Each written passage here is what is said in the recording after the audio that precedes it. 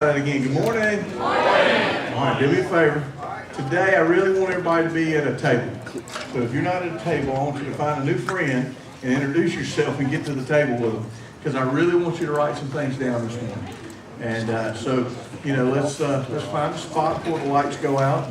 I got a big old table up here that doesn't have anybody. There's a table back there.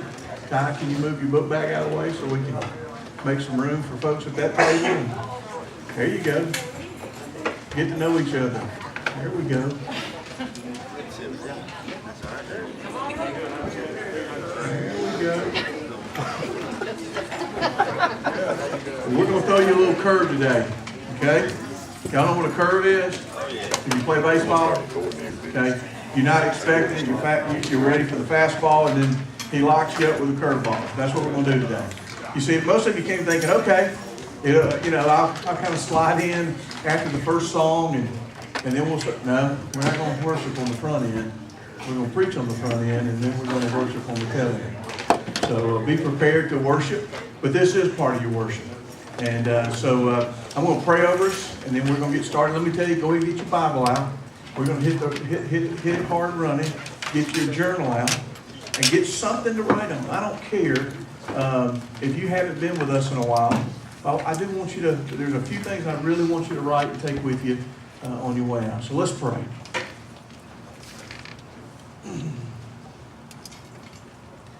Lord Jesus, we come to you this morning, and each of us came into this room with stuff that nobody else in the room knows about, except for you. But we came, God, with an anticipation that God would be up to something, that He would be moving and shaking and changing. And so today we come with a great anticipation. God, what are you going to say and what are we going to do? What is God saying and what am I going to do about it? And so, Father, speak thou, O Lord. The prophet said, for your kids are listening. It doesn't matter what Robbie or Nancy says today, it's what you say that counts. So speak thou, O Lord, because your kids have got their ears on to hear you. So we love you and we thank you in Jesus' name. Amen. All right, so grab your piece of paper. Let me start by saying this to you. Today is the last day in the series on marriage that God has put on. But here's what we're going to do. This is just part one. We're going to come back either at the end of the year or the first of next year and do part two. Because there's so much on this one subject. And we felt like, Nancy and I talked about it, and we just felt like that, if we tried to do all of this in a 12-week series, that, we would all be in trouble because, you're going to kind of go, man, we've been talking about marriage for way too long. But it's so important because all of us want to have authentic relationships. And I said to you in week one, whether you are married, you're thinking about getting married, you're single, wanting to find that perfect person. But one of the things I said to single people all the time, and I hear this especially from ladies. Ladies, here's what I hear from single ladies most of the time. Man, I can't wait to find Mr. Right. I can't wait to find Mr. Right. And you know what my response is most of the time? Instead of waiting for Mr. Right, why don't you prepare to be Miss Right? What are you doing to prepare yourself to be Miss Right? What are you doing to change you? But, we'll get into that. But let me start by saying this to you. I want to read this to you because I wrote these notes to myself. Does every story have a happy ending? Probably not. Okay, it's open dialogue. Y'all remember, this is more teaching than preaching. Question I've got for you, are you planning or preparing for a happy ending? Or are you just kind of rolling the dice on this thing called life and whatever it comes up? I'll just accept whatever happens. Or are you preparing and planning to see this thing be what God said it was when He said, I came to give you life and make it an incredible life, an unbelievable life, a life people only dream about? Have you dreamed what your life would look like at the end? You see, if you haven't even thought about the end, then what about the present? Then you're probably not thinking about now either. You're just probably going through the motions, making sure everything's done. And I remember before I got saved, And the way I say this in my testimony, my salvation was so key to me some 30-something years ago, because if you took 7 sheets of paper, wrote Monday, Tuesday, Wednesday, all the way to Sunday, and I wrote down everything I did on Monday, everything I did on Tuesday, Wednesday, Thursday, Friday, Saturday, and Sunday, and journaled it and wrote it, and made 52 copies or 51 copies of it, put it in a book. It was the same Monday every Monday. It was the same Tuesday every Tuesday. It was the same Friday night every Friday night. Hello, I won't go into any details. It was the same Saturday night, right? Because I just expect, well, that's just the way it is. And that's not the way the Bible teaches us. And here's the other thing I wanted to ask you. Are you aimlessly going through life hoping for a happy ending? Hoping for one? Throwing your hands up going, well, have you really thought through this? And what's the end of the story for you? What's the end of the story for you? Could you say this about your, have you ever thrown your hands up and go, is this as good as it gets? Is this all there is?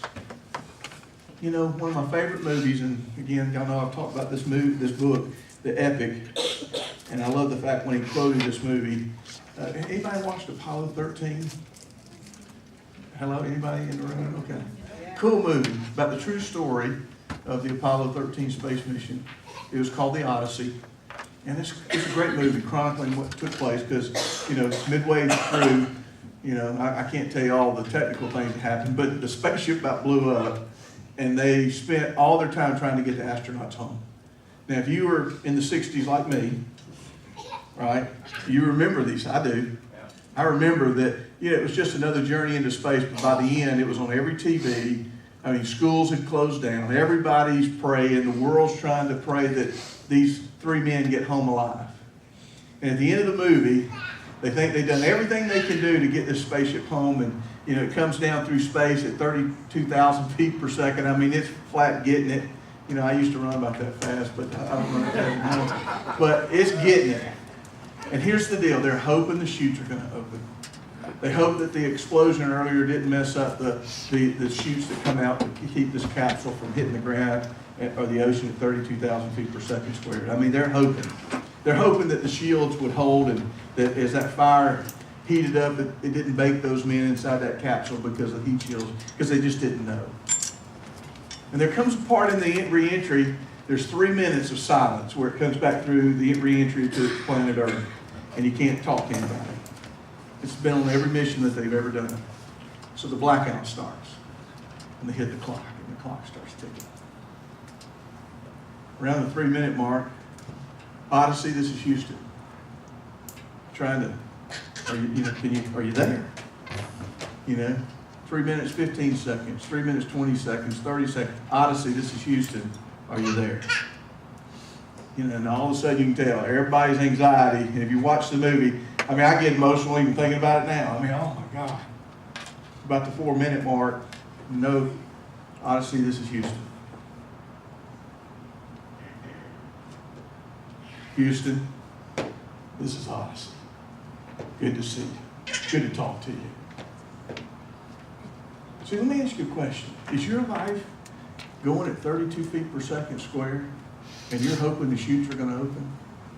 That the heat shields are going to work?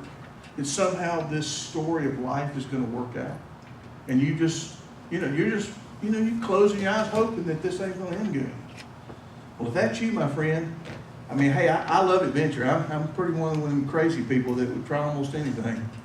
But here's what I've learned in my faith. That without faith, it's impossible to please Him. Amen.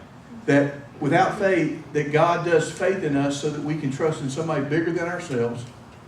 That God has a plan for Robbie and for Nancy, for my family, for my children, for my grandchildren. But if I'm just aimlessly going through life and I'm throwing care to the wind, then guess what? I'm going to end up with these questions. What's the end of this thing going to look like? Is this as good as it gets? So friends, I hope you understand something. Mine and Nancy's hope in this series with you was to put into play some key things that would make it to where in relationships, you're just not rolling the dice. You're not hoping, this is what I said to Nancy earlier today, I said, I hope we are married 50 or 60 years together. We've been married 34. I hope we make it that far. If my body will hold out. I hope my brain holds out. I don't know about it either. But you know, but at the end, what if at the very end, like in The Notebook, ladies, right? Ladies, you know, y'all watch that movie? You know, guys, if you haven't watched it with your wives, you need to trust your pastor on this.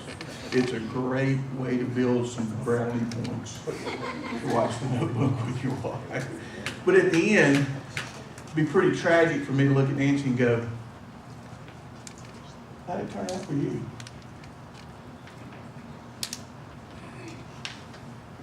Wouldn't that be crazy? And she'd go, well, it really wasn't all that in a bag of chips. But we spent 60 years together, and it wasn't all that in a bag of chips. Because we never talked about things. We never dreamed. I never listened to her. She didn't listen to mine. And so in this series we've done, we've looked at biblical marriage. You know, we looked at the second week. You know, what's the blueprint in God's Word to make this work? You know, we looked at communication, which is a huge one. We're going to come back to it in the second series we're going to do. We talked about what does it mean to live in a restored marriage biblically and relationally. But the big one was to forgive and engage. I mean, that's a huge one. I'll just be honest with you. Last week we talked about who's really in charge of this deal. You know, and again, I don't have time to go back and redo these. And then today, you know, I believe there's certain pillars in relationships. And when we do counseling with couples, this is one of those pillars. You know, one of the pillars is, as we said in week one, I was going to do my little white marker board, but I decided not to. But I was going to draw you a little pillar on one corner and another on the second corner, and you know, show you how well I could draw. But one of the first pillars is, am I in a right relationship with God? That's first and foremost. The second pillar, how am I communicating in a relationship if I'm going to build this thing? The third thing is, one of the main pillars is truth and honesty. It's got to be total truth, got to be total honesty in this relationship. And here's the fourth one. Now, I'm fixing to say it, and some of you fixing to walk out the door. And it's finances. It's money. Do you know everybody that writes, I would call them an expert on marriage. Every one of them say this quote. The most reasons when they interview people who go through divorce, the number one reason that a divorce took place was because of money and finances. Now you go, oh, that can't be true. Well, sex is right underneath that one, but this is the one running out front. Now, I'm going to say this to you because you got to listen to me. Those of you who are early in relationships, you're going to look at money differently than those who've been in a relationship 10 years. And you're really going to look at it differently than the ones who've been in it 30 years. Right? Because I can tell you this, the way I look at it now is totally different than when we first got married. And then when we've been married 5 years and 10 years and now 34 years. So, you know, I just want you to understand something, that we're going to look at this. And for those of you in the room who are still here, and I appreciate you not getting up and leaving me, when I use the word finances, money, did any of you squirm in your seat? You went, uh-oh, this is going to get, you know, how quick can this get over? It's one subject nobody wants to talk about, right? I don't care in what spectrum of life, it gets everybody antsy to talk about money. And so in a relationship, you know, when you want to, let me ask you this, those of you who are married in the room, and be honest, you know, let's be honest. When you hear these words, when one of your spouses come on, hey, tonight let's sit down and talk about finances. How many in the room go, oh yes, oh God, I've been waiting to have that conversation. Hallelujah. I guarantee it probably never happens, does it? Here's what most of us do. Oh God, Jesus, come back before the night. Because we don't want to talk about it. It's a toxic subject in marriages. True or not? Come on now, true or not? True. How many of you have heard these things? When you try to have these conversations, where'd the money go? What'd you do with the money? How much money? What do you plan to do to fix this problem? I mean, the list, I started writing this list, and I was going back in memory of couples we met with, and I mean, this list could be huge and long.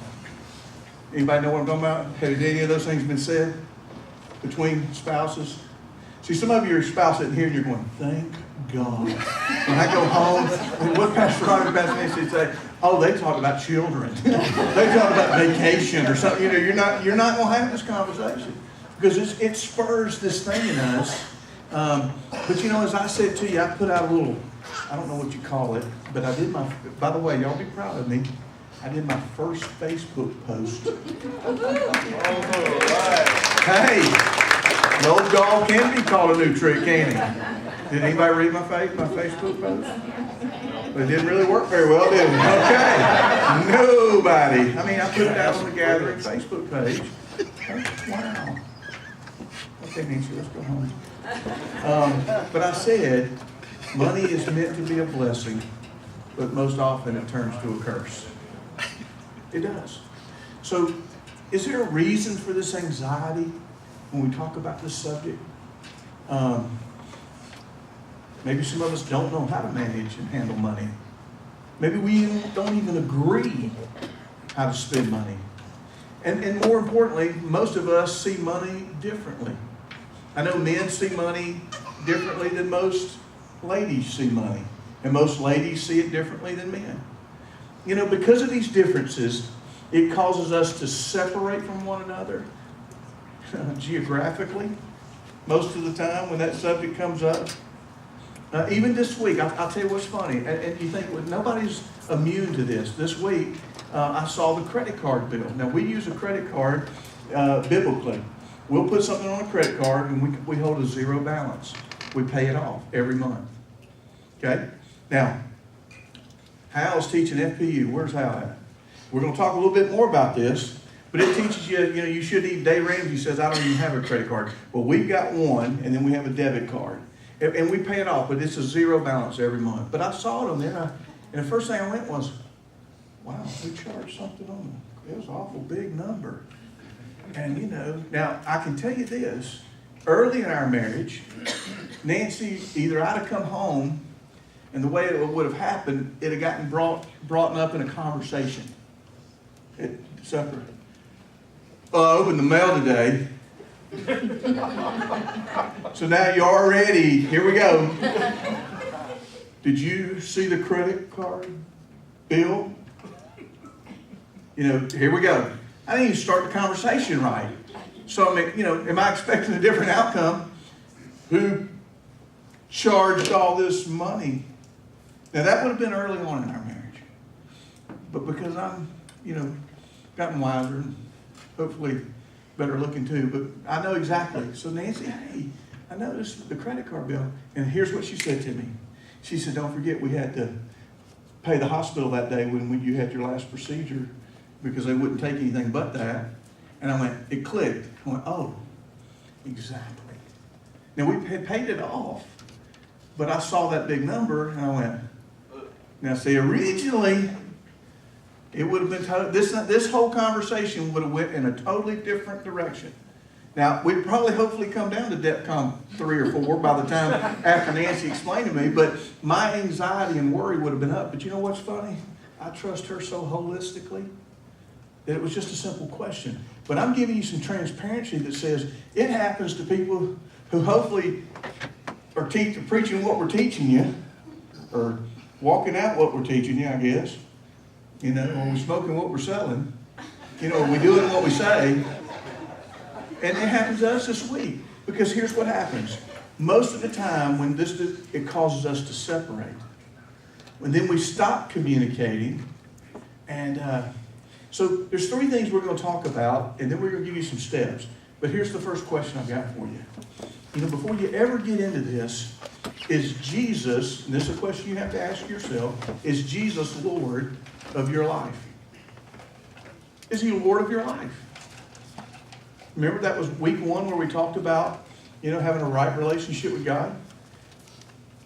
The second question is Jesus Lord of your marriage? Is Jesus Lord of your life? Is Jesus Lord of your marriage? And is Jesus Lord of your finances? You know, and most of us, having a little fun here, when we talk about, this anxiety that comes when we talk about money. Now, do y'all know what I mean by anxiety?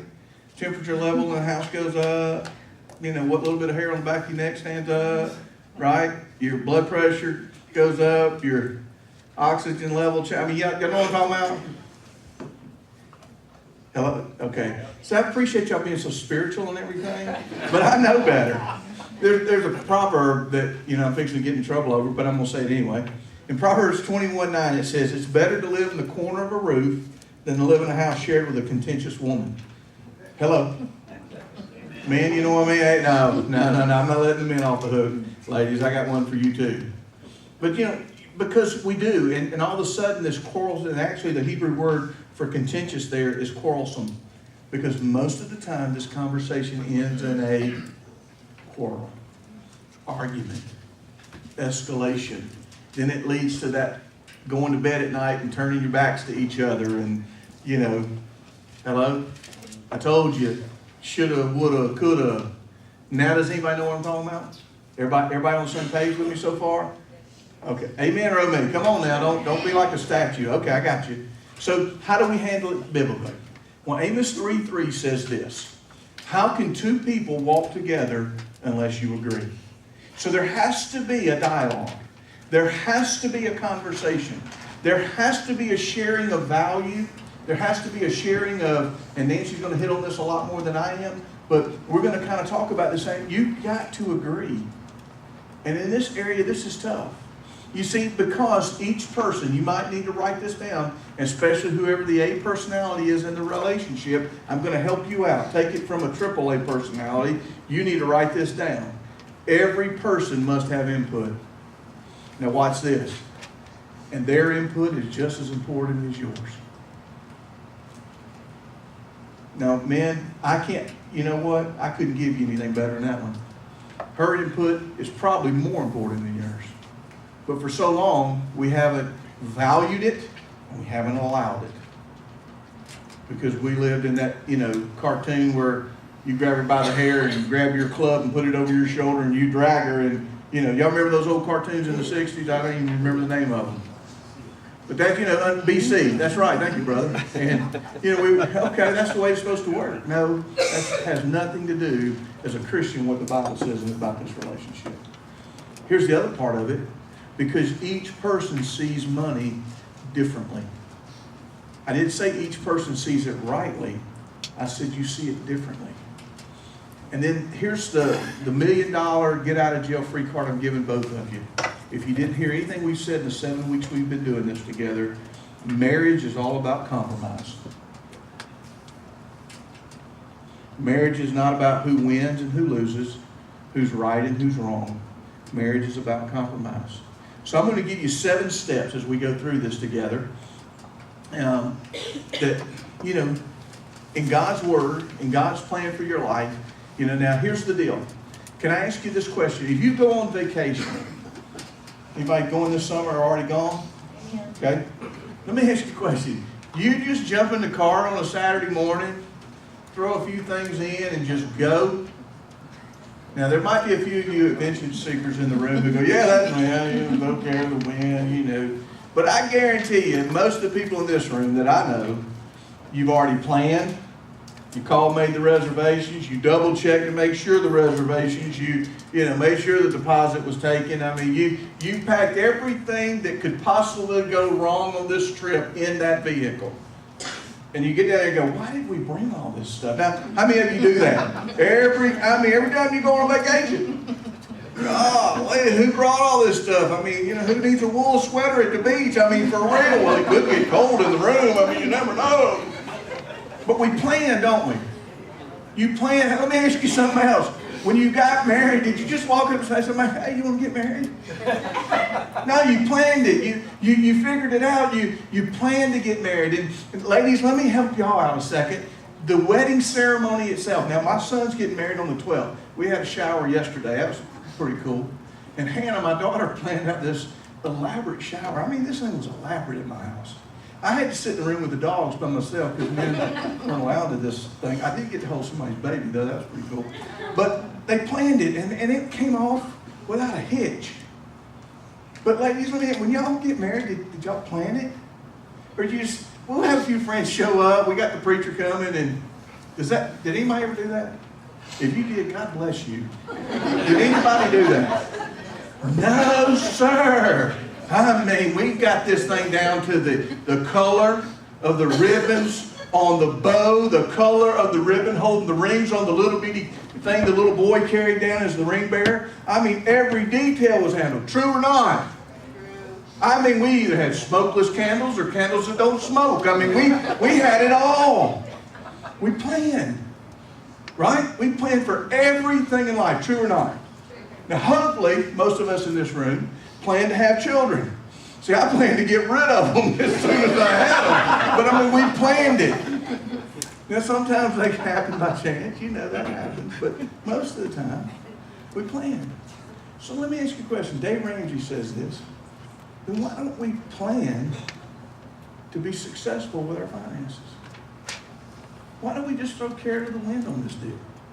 Why do we hope that something sticks that we throw at the wall? But we've got to have a plan. And so step number one is this. You must have a plan. And one of my favorite sayings, not about finances, but about life, but it fits here. God can work with a good plan.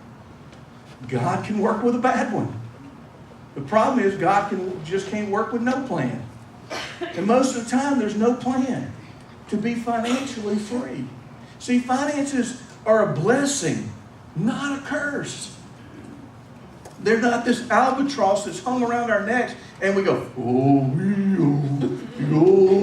And that's how we come and meet with each other, at the dinner table. Here I come, honey. Oh. I mean, oh my God, I'm dreading this.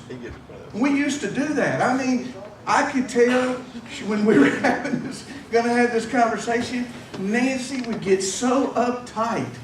I mean, uptight. I could tell by looking at her, and she's like, how fast can this happen? And how do we get over this real quick? True or not? That's very true. And he has to give me 24 hours notice before we so I get my head wrapped around it. But I think you're right. And I think that money is a huge issue in marriage because it happens every single day. It's something we have to deal with every single day in a marriage. And I think that's probably one of the reasons it's the number one reason for divorce. But like Robbie said, it's a double-edged sword. It can be a huge blessing in a marriage when we can plan together and dream together, but it can also be the downfall of a marriage when we don't plan. Robbie had referenced Amos 3:3, and I had looked it up the other day. It says, how can two walk together unless they agree? And I'm one of these geeky people. I love the Hebrew and the Greek meanings because is it Hebrew in the whole Old Testament? Their words, they have very specific words for specific things, and our English doesn't do it justice. So that verse really says, how can two walk together unless they agree? It really says, how can two walk together in unity from God unless they meet or assemble? And so it's one thing for us to say that we agree, it's another thing for us to meet about it. And it took us a long time for us to really sit down together and say, let's look at the finances. And Robbie's a financial guy. He loves amortization schedules. I don't know what that is. And I don't want to know. That's the problem. I don't want to know. I don't care what it is. But it took me a long time to realize I'm good with give me a week-long budget. I can stay within that budget. But for me to dream for the future, I was not good at that.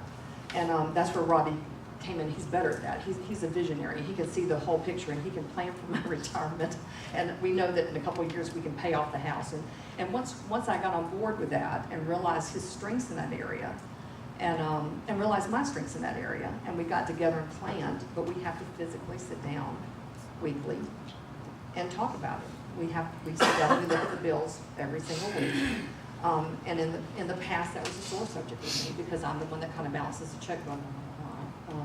But I had to overcome that. We had to get on the same page. We had to list what we wanted in our marriage. Robbie grew up, his mom was a single mom. She worked 2 and 3 jobs to put money on the table. But one thing that was huge in their family was vacation. They took a vacation every single year. My family, we didn't vacation. So for him, that's a priority. So we have to look at it and say, okay, this year, we're gonna go on vacation, we're gonna build some time together, so let's look at that. So anyway, that's part of the planning. You see, what we're trying to get you to is there has to be this communicating to each other. What is our short term? What's our reasonable goal? And what's our life goal financially? You know, and Nancy, and you haven't had this conversation. And see, some of you have tuned me out already. And I want you not to do that, because here's what I'm gonna tell you. Some of you have been married a long time and you think, but you know what? You've never had these conversations we're talking about. And I'm telling you, you know, you're thinking you're doing good, but trust me, friend, take it from an old, you know, soul here, you're not. What you're doing is, you just haven't had that big blow up yet. You haven't had that big event take place. And so you've got to plan, and you've got to be able to share. We have a plan together of how to retire and to see, we want to live, as it says in the FPU, and again, I keep pointing to Hal, because I really want you, if you've never done it, I want you to get involved in it. He's starting on August the 10th, teaching a whole new 8-week series.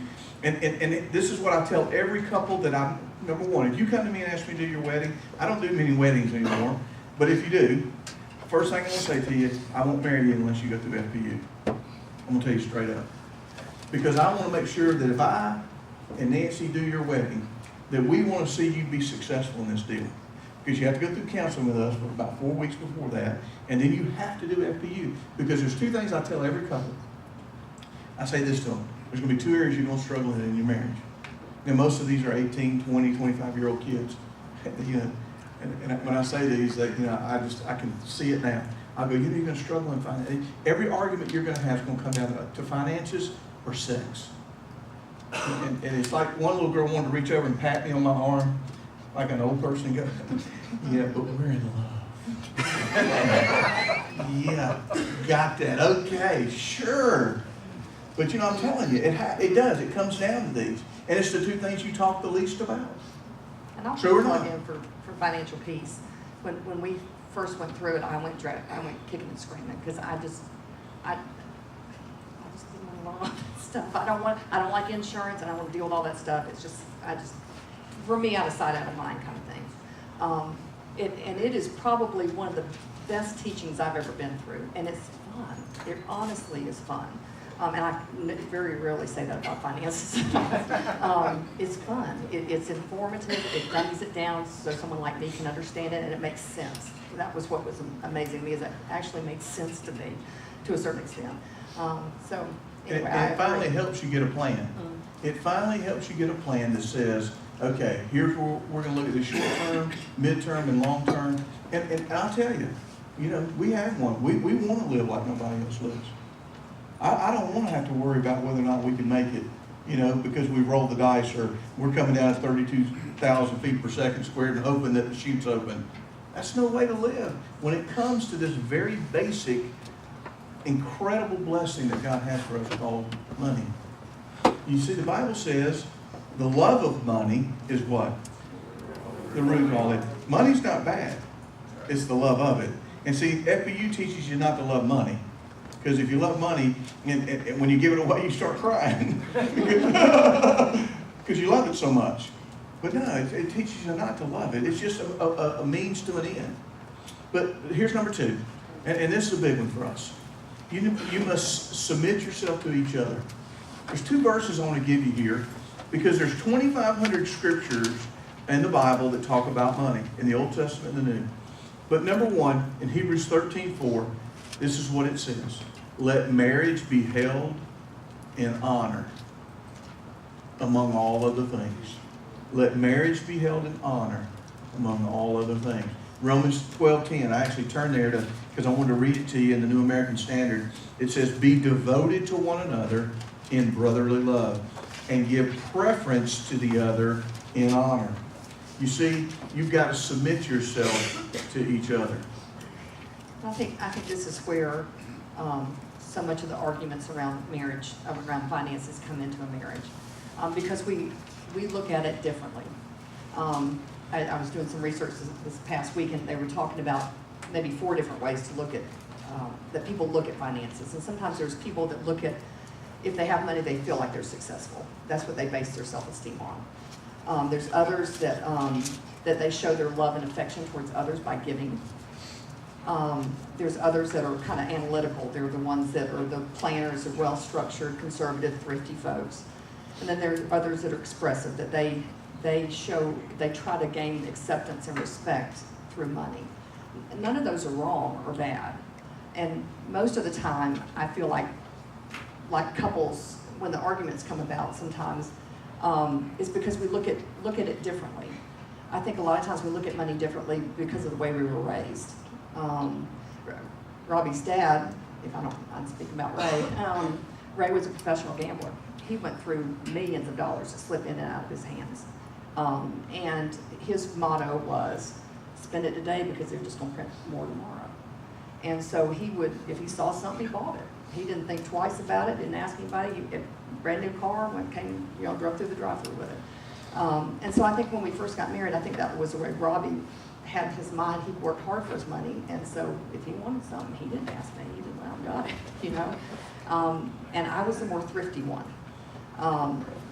And it's amazing how God can change that. It's not wrong for him to enjoy the spoils of his hard work. There's nothing wrong with that. But I think we need to talk about it.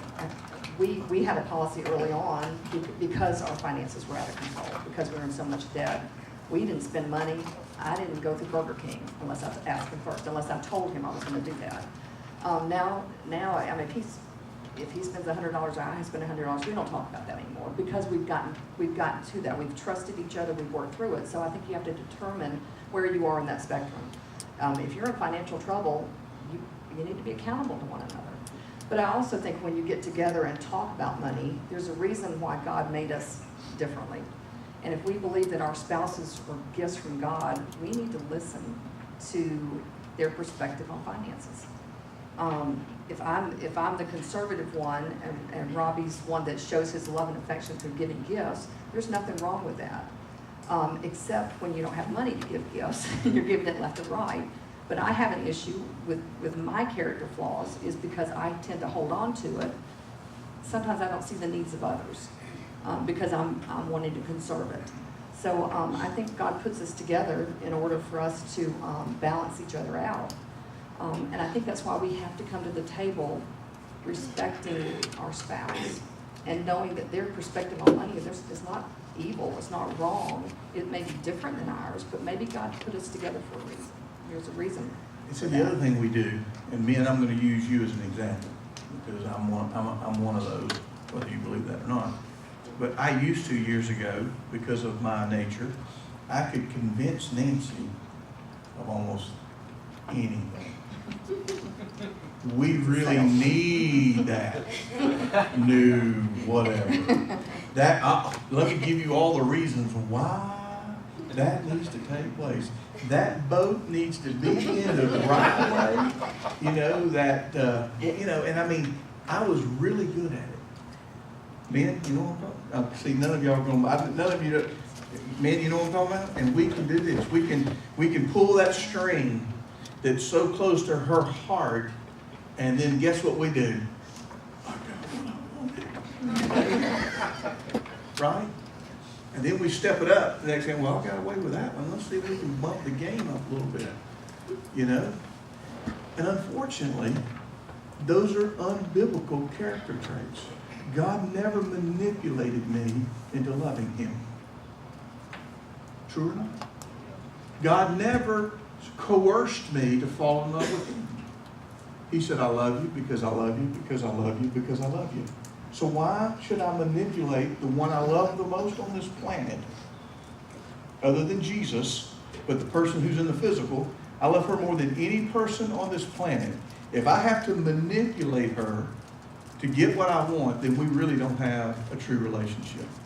That says that I have to manipulate God to get what I want as well. And guess what? He can't be manipulated. If you hadn't figured that out yet, he can't be manipulated. And you can try, but you can't get it done. So here's number 3. All right? You really need to have a budget. And Nancy alluded to this a moment ago, but in Luke chapter 14, verse 28, It says, for which one of you would want to go out and build a tower, but does not first sit down and calculate the cost? See, most people that we deal with in counseling that have marital issues, you know, when we finally get through all the stuff they throw out at first, and we weed through all the bull, is that a good word? All the stuff that they're trying to hide the real reason why we're sitting there at this table, and we're, you know, thank the Lord He's given us that spirit of discernment, and we weed through that little river with them. We finally get back to the back of the real issue and go, okay, you don't even have a budget. You don't have a plan. And the reason is because you're throwing darts at a board hoping to hit something. That's not what God designed for us. We need to give this plan to God. It needs to be the plan that we have, that God can work with, that He can bless.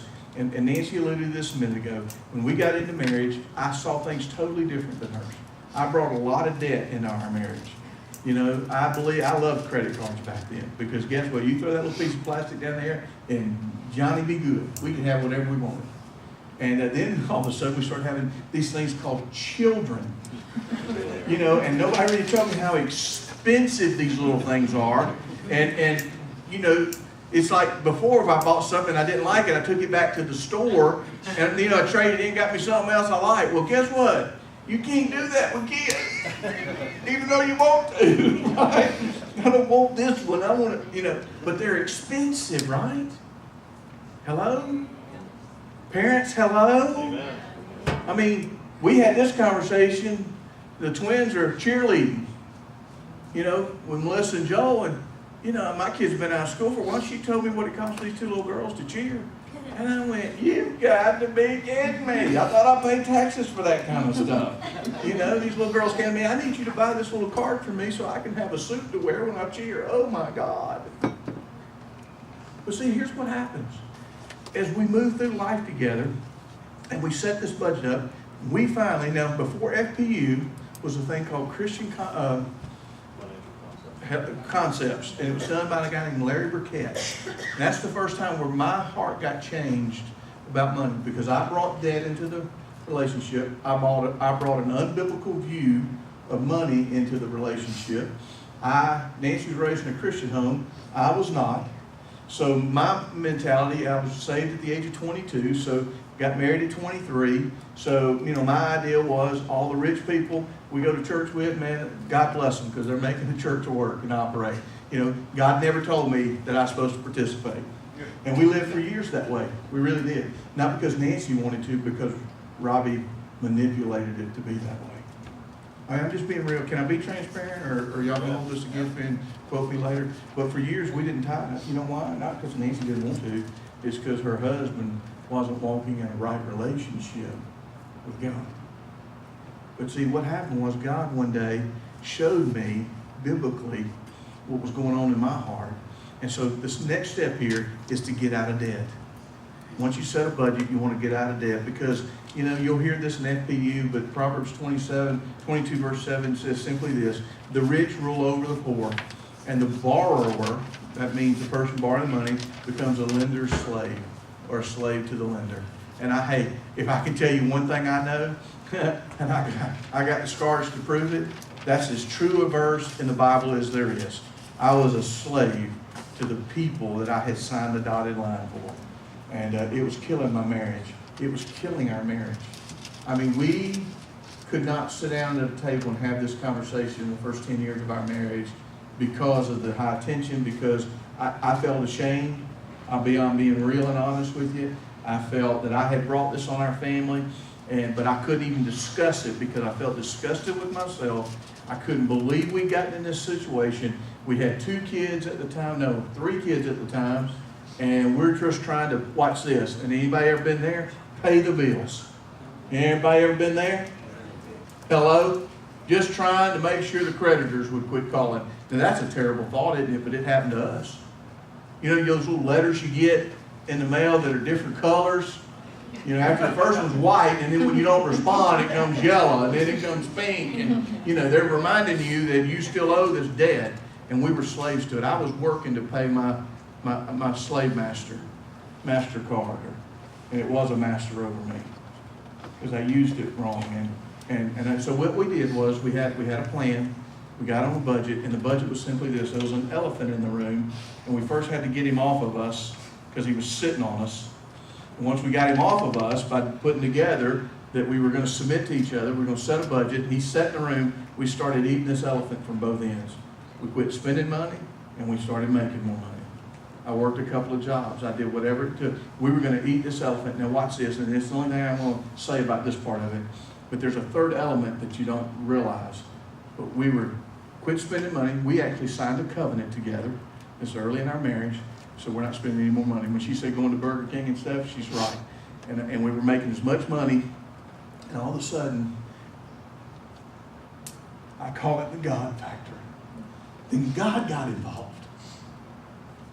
We couldn't tithe a hamburger, but we started tithing. And all of a sudden, this huge elephant that used to sit on us wasn't sitting on us anymore. And there's joy in our home. We didn't sit here in anxiety and worry when I come home and you see that little stack of things on the kitchen counter called bills. Y'all remember that? Anybody know what I'm talking about? And you just go, here's what I used to do. Out of sight, out of mind. I didn't even want to think about it because it brought on this negative feeling to me that I wasn't providing, that I wasn't the man that I was supposed to be. My self-worth became something that I just struggled with. How could I do this to Nancy? How could I do this to my children? Well, God said, I got a plan, but you got to get on my plan. And so we started eating this elephant, and we all of a sudden, within 2 years, this is no joke, and I'm going to share this with you. We came home one day, I came to the mailbox, and we hadn't shared, because I was too embarrassed to share this with anybody. Really, I'm just being real, men are men. We're not too smart, are we? But I wasn't going to share this. I felt so embarrassed. I didn't tell anybody, except for Nancy. Definitely my family I didn't want to know, because it was a pride thing. So I opened up this one envelope, but no. There's a little note from the Lord. Be blessed. Or 5 $100 bills in this envelope. Whoa. You kidding me? No. Come home again. I don't know how much longer. No, open up another, thinking it was a bill.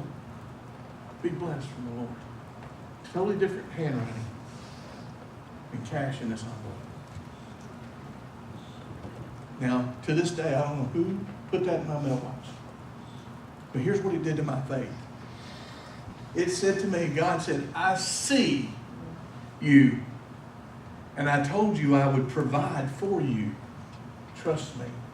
And from those days, early in our marriage till today, we've lived this way. And we haven't changed the plan at all.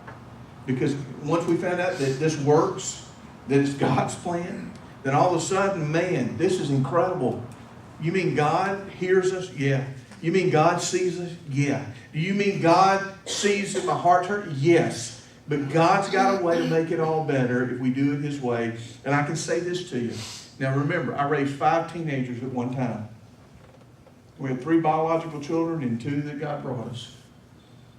I can say this to you, and I want you to hear my heart. From these crazy 2 couples that was in so much debt early in our marriage, 10 years in, God brings us 2 kids after we started pastoring our first church, and I left the business where I was back in the 90s making 6 figures. Now, friend, I'm going to tell you something that I don't share publicly very often. I can't explain to you how we could walk away from what we had worked our whole life to do. Successful. God was blessing it. When God said, I need you to go into the ministry full time, I went, are you out of your mind? Do you know what preachers make? Hello? But I can say this to you, today I've got more than I've ever had. And I make less than what I made 20-something years ago when I was in business back in the 90s. Now you say that doesn't make sense. I know. It's God. It's what I call the God factor. Amen. Do you know this? None of my children, and remember, they all went to school at the same time. I had 3 in college at one time, 4 in college. And then Nancy had this word from the Lord. She was supposed to go back to school, get her master's degree in counseling. And we're paying 4 college debts on a pastor's salary And I can say this to you, to the glory of God. Not one of my children, not my wife, has 1 penny of college debt. Now, has nothing to do with Robbie and Nancy. Do you hear me? I don't want you thinking anything about us, because we're just two sojourners. Here's what we learned. That God honors obedience. And that elephant has never sat on us again. Ever. And won't if we walk in a right relationship with God. Amen or amen? Okay, I wasn't going to share all that with you, so that was something new. Can I add one thing? Because Yeah, just don't go about that elephant. This is for the ladies in the room. I don't know if you realize he got emotional when he talked about when we did struggle financially. If you were struggling financially, ladies, your husband's self-esteem is at its lowest because they're struggling because they're not providing. They don't need for you to tell them that they're not providing. Believe me, they need for you to be their encouragement. They need for you to be the helpmate at this point.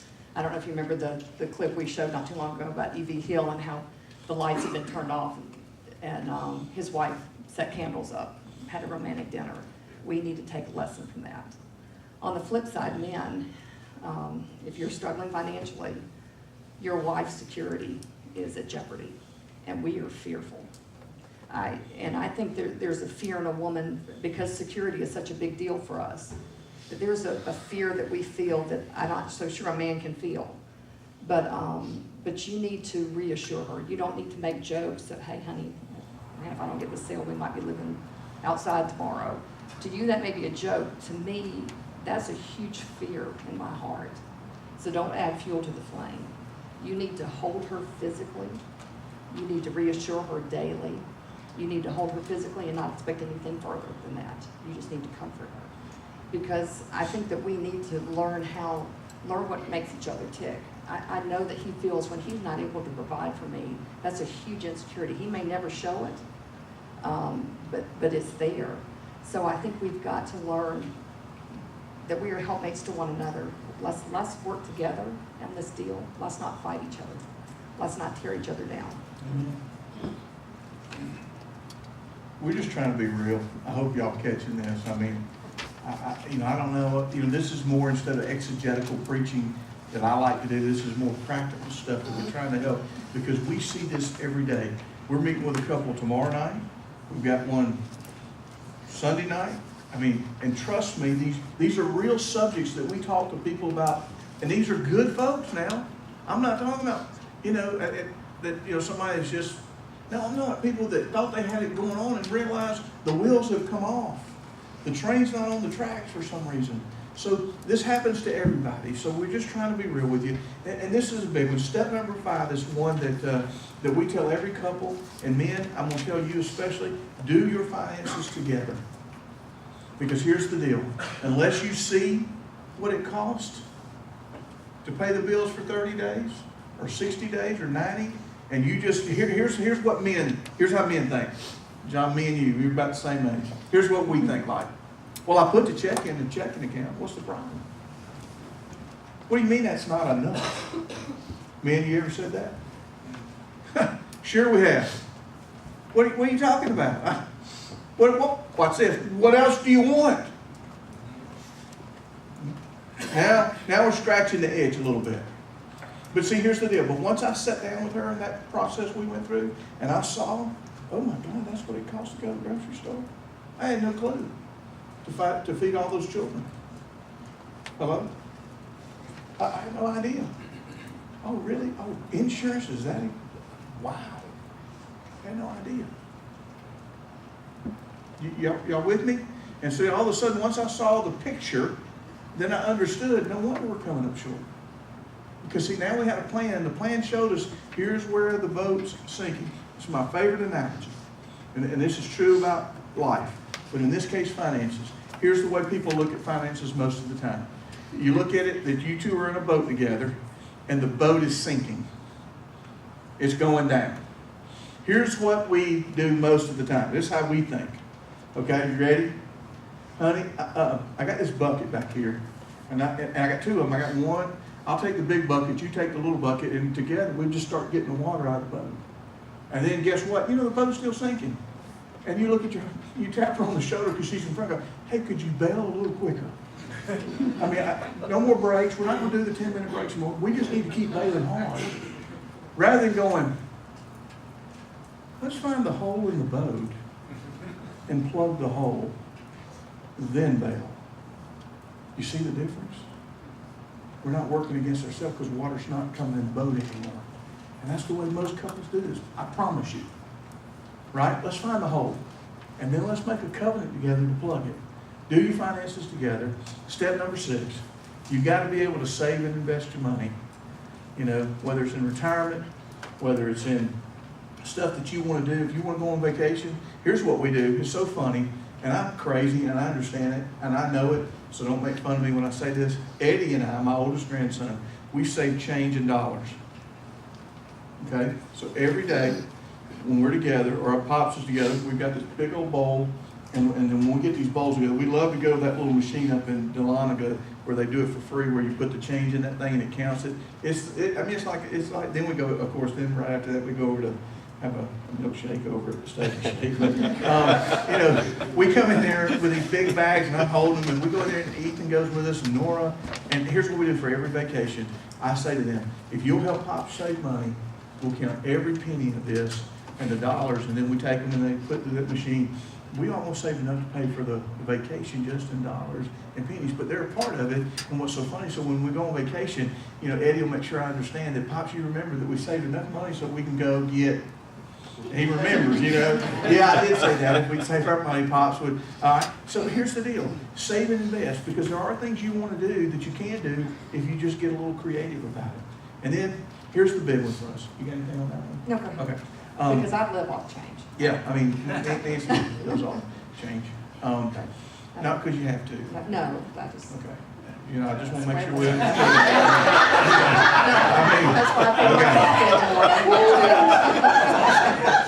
Okay. I knew an email was coming to me if I didn't clarify that.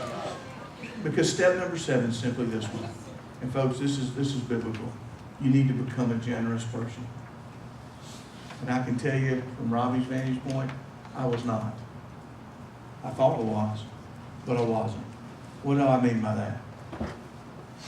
You see, I want to be blessed so I can become a blessing. I want to be blessed so that I can be a blessing. Where if there is a need, God's given us enough to meet that need for somebody, and we don't even worry about it. We don't even think about it. Because God blesses so that we can be a blessing. God didn't say, Robbie, store all your nuts up and anything else in your pockets that you can. Don't give away anything because you're going to need it in a rainy day. You know what? I trust Him for the rainy days. I trust Him with the plan that we put together that God said, I got it. But He wants me to be a generous giver. And take it from a tightwad, take it from a guy years ago who was just totally out of his relationship with the Lord, that I didn't give. And I wasn't a generous giver. I didn't see people to say, how can I help you? You know, I didn't see it that way. And all of a sudden, when I went through that, in the 10th year of our marriage, and God turned it and put a different set of eyeballs in my heart and in my brain and in my eyes, where He said, see what I put in front of you, that we became so hilariously generous and giving. And that was not part of my nature, I'll be honest with you. But God changed my nature. Amen? He can do it for you. And here's what I learned years ago. You know how I got through those first 10 years? Watch this. I was raising my children. We were teaching Sunday school, trying to be real religious. None of y'all have ever been religious, I know, but Robbie was being religious when we went to church. Guess what? I always had my Bible. And see, I was raised a Baptist. Anybody raised a Baptist in the room? See, Baptists had these little envelopes, right? And it had the date on them that you're supposed to give. Do anybody know what I'm talking about? Okay, some of you looking at me like, what do you mean? No, they actually printed the date, the Sunday date on that thing. And so I wanted to look like everybody else. So when that offering plate came down from one side to the other on our aisle, I always wanted to make sure to give the perception that I was given. Now, I know, I'm just talking about me. Not God. See, what I did is I tipped God for all those first 10 years. I wanted to look good. I wanted Because, nobody's going to know. We were going, at that time, we were going to a big church. Nobody will ever know. My name was on the envelope, and I was tipping God.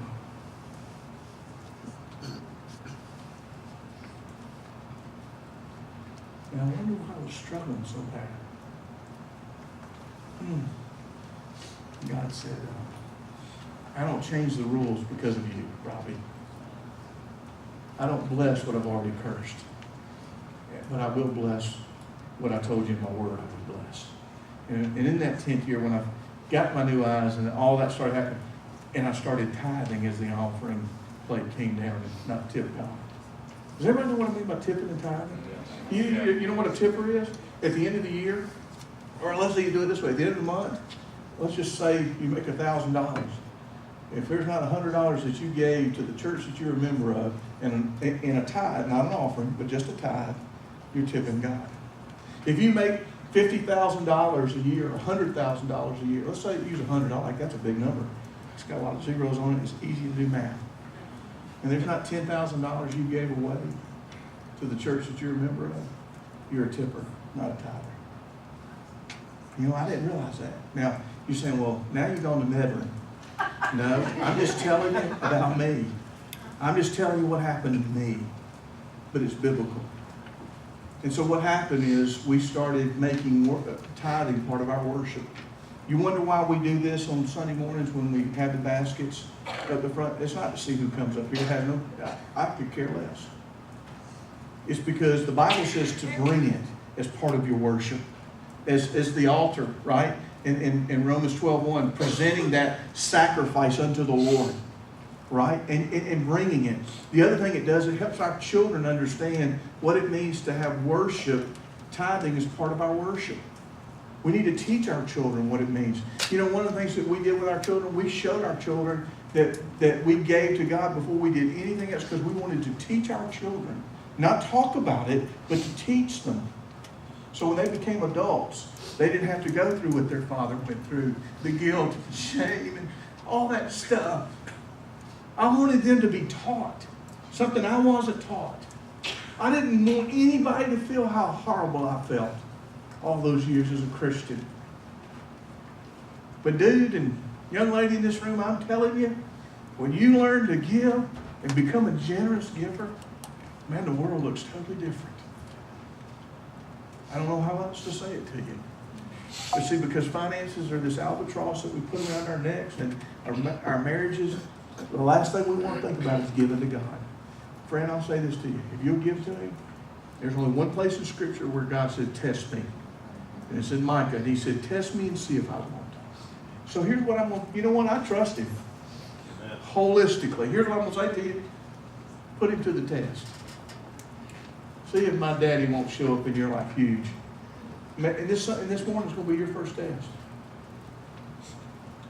I'll never forget this. The Sunday it happened to me, I had my offering envelope ready with my tip. I looked at Nancy and said, you got another check? That morning I tithed. I took that other one and ripped it up right there. I didn't care. Because guess what? I was free finally. Free from the love of money. And we tithed for the first time, been tithing ever since. And nobody taught me that. No preacher taught me that. No Sunday school teacher banged that into my brain. The Holy Spirit spoke it to me, and I received it. And we've been generous ever since. So, and I think what tithing does, God doesn't need your money. Sure does. He owns cattle on 1,000 hills. The last thing he needs is your money. And I know this is a sensitive subject. I know some of y'all probably tune this out because so many people feel like, well, they're asking for more money for a salary or something like that. I'll be honest with you, we're not. And you don't have to tithe. And the church will keep on going, and that's fine. Tithing is for you. God does it for you. He does it for a heart change. When I finally realized that if I tithed my money to Him, if I gave Him control of that 10%, He said, let me show you what you can live off of 90. So I'm giving Him this 10. Our goal is to give more each year. I would love to be able to give more away than what I keep. So it's a faith thing, it's a heart thing, it's not a money thing. And I think we've made it into a money thing. But I think once we became obedient, God always blesses obedience. And proving, taking to the test. And if you're not a member of this church, I don't want you to tithe here. I want you to go back to your home church and tithe. That's exactly. But I hope I can say this. Brandon may get mad at me. Where's John Holman? Is he in the room? He's not here. We can never won't. Okay. Try it for a month. And if you come up short at the end of that month financially, come back to the church and say, hey, I need that 10% back. And we will give it back in a heartbeat. No, that's not what we're going to say. Here's what we're going to say. We're going to give you the money you gave, and we'll pay whatever bills didn't get paid. That's how much I trust God. I almost got, I'll never forget this at the church. I won't even name the names. And I can remember the faces of the finance team. We used to pass the offering plate. And I said one Sunday morning, if you need something, reach in there and take it. And I'll never forget those people's faces. Did he just say what I thought he just said? Yeah, I said it twice that Sunday. I'll never forget it. John, you remember that Sunday? I said, reach in there and grab it. If you need something this week, let us be a blessing to you. You just reach in there and grab whatever you need. Now, some of you going, I've never heard a preacher say that before. Well, you heard it here first. If you have a need, at the end of this, if God doesn't meet you, you have every right to come to us. And I promise you, that's how much I trust him. Okay? I'm going to give you these, and I'm going to just say them to you, and then we're going to come on. Ty, y'all come on. We're going to worship together. I want to recap something to you over this 7 weeks we've been together. And I just want you to hear me. So everybody just relax, take a deep breath.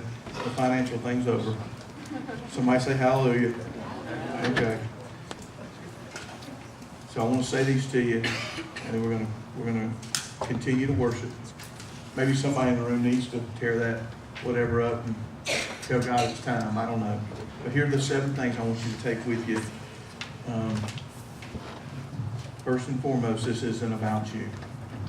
This marriage seminar series has not been about you. If you didn't get that, you missed it.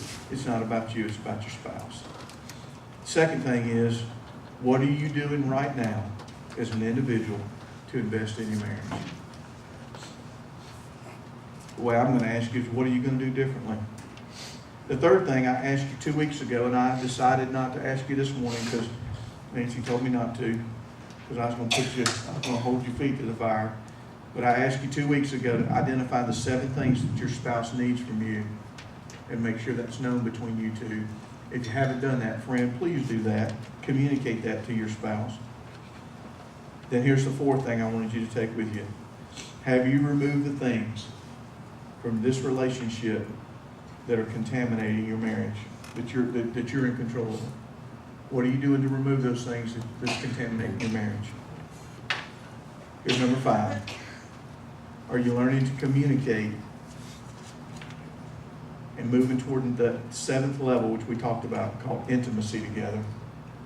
My hope for you is that finally somewhere down the road you get to that intimacy between you and your spouse, where you're not talking about the bills, you're not talking about who's picking up the dog food, you're not talking about the ball games, you're really talking about intimacy between you. God, that would be awesome. Number 6 is this one. And I say this to you, we talked about this last week. Would you let your spouse be them? Just let them be them. Not what you want them to be. Just let them be them. And then the last thing I want you to hear. And then go ahead and stand to your feet, and I'm going to say it over you before we worship. Go ahead, stand to your feet. Probably we talked about this in week 1, but I want to make sure you got it. All of us in this thing called marriage, and ladies, I really say this to you, but ladies, don't look to your husband, look to God, because he's not. Men, don't look at your wives, look to God, not your wife.